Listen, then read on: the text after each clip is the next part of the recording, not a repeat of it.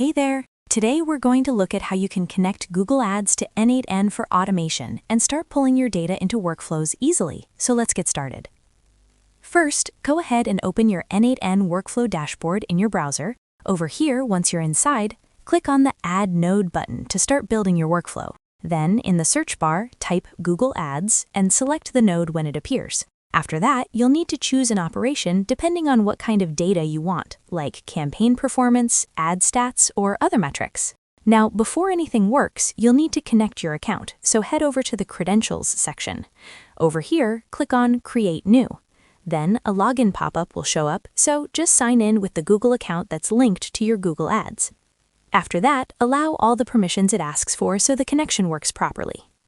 Now, once your account is connected, come back to the node settings. Over here, you'll need to enter your Google Ads customer ID, which you can find inside your Google Ads dashboard. Now, go ahead and choose exactly what data you want to pull from Google Ads. Over here, you can customize things depending on your needs, like selecting campaigns or specific metrics. Then, if you want to automate more, you can connect this node with other nodes in your workflow. After that, click on Execute Node to test everything and make sure your data is coming through correctly.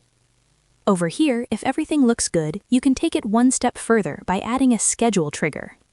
Then, set it to run daily, weekly, or however often you want your data to update automatically. And yeah, that's pretty much it. And that wraps it up. Appreciate you watching. See you in the next.